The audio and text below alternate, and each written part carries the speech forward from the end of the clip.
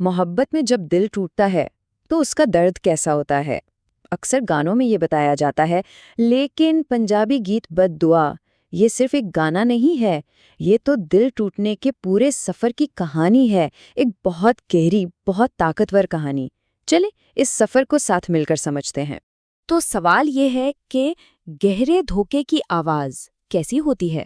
دیکھیں، دل ٹوٹنے پر بہت سے گیت لکھے گئے ہیں، لیکن بد دعا کی خاص بات یہ ہے کہ یہ ہمیں صرف اداسی نہیں دکھاتا، نہیں، بلکہ یہ ہمیں ایک پورے سفر پر لے جاتا ہے، الزام سے شروع ہو کر عبادت، پھر تنہائی اور آخر میں قربانی تک۔ تو چلیں اس کہانی کی پہلی آواز سنتے ہیں۔ اور یہاں سب سے دلچسپ بات پتہ ہے کیا ہے؟ گانا اداسی سے شروع ہی نہیں ہوتا، نہیں، اس کا آغاز ہوتا ہے ایک سیدھے چبھتے ہوئے الزام سے۔ یہیں سے ایک بہت ہی کڑوی جذباتی کہانی کی بنیاد رکھی جاتی ہے، جہاں پہلا سوال غم کا ہے ہی نہیں، پہلا سوال ہے ناانصافی کا۔ آخر میرا گناہ کیا تھا؟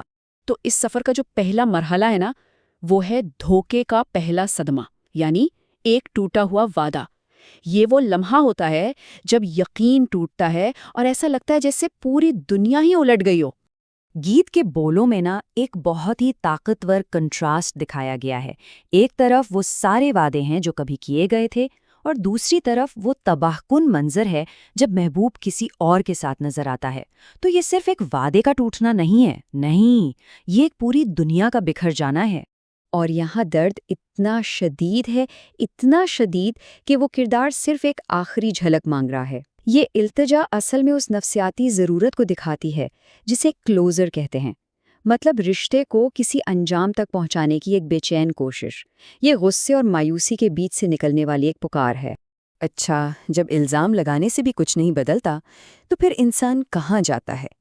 کہانی کا کردار رجوع کرتا ہے عبادت کی طرف۔ یہ مایوسی میں کی جانے والی ایک التجا ہے، ایک روحانی کوشش اپنی کھوئی ہوئی محبت کو واپس پانے کی۔ اور یہاں عبادت صرف عبادت نہیں رہتی، یہ ایک پوری رسم بن جاتی ہے جو آہستہ آہستہ بڑھتی جاتی ہے۔ پہلے دن رات مانگنا، پھر دعائیں، پھر لاکھوں سجدے، اور آخر میں نمازوں میں مانگنا۔ یہ چیز محبت کی گہرائی کو دکھاتی ہے، اور اس ضد کو کہ امید ابھی نہیں چھوڑنی۔ یہ صرف مانگنا نہیں ہے، یہ ایک پوری روحانی جدوجہد ہے۔ لیکن جب ساری دعائیں، ساری التجائیں بے جواب رہ جائیں تو کیا ہوتا ہے؟ امید ٹوٹ جاتی ہے، اور پھر اس کی جگہ لے لیتا ہے تنہائی کا ایک ایسا احساس جو انسان کو اندر سے کچل کر رکھ دیتا ہے۔ اور یہاں جو سب سے اہم نقطہ ہے نا، وہ یہ ہے کہ دل ٹوٹنے کا درد صرف ایک شخص کے جانے کا درد نہیں ہوتا، نہیں، یہ احساس اتنا بڑھ جاتا ہے کہ لگتا ہے پوری دنیا نے ہی منہ موڑ لیا ہے، یہاں تک کہ اپنے لوگ بھی پرائے لگنے لگتے ہیں۔ اور یہ سارا احساس صرف ایک لفظ میں سما جاتا ہے، تنہا۔ یہ صرف اکیلا پن نہیں ہے، یہ ایک مکمل بے بسی، ایک ویرانی کی کیفیت ہے۔ یہ لائن جو ہے نا، یہ وقت کے اس سست، اذیت ناک گزرنے کو بتاتی ہے، اور اس احساس کو کہ کوئی اپنے دکھ میں بالکل اکیلا ہے، کوئی دیکھنے والا نہیں۔ ہر گزرتا ہوا دن ایک نئے زخم کی طرح لگتا ہے۔ اور پھر کہانی ایک ایسا موڑ لیتی ہے جس کی کسی کو امید نہیں ہوتی۔ سارے غصے، ساری مایوسی کے بعد یہ گیت اپنے جذباتی عروج پر پہنچتا ہے، ایک آخری اور بہت دردناک دعا۔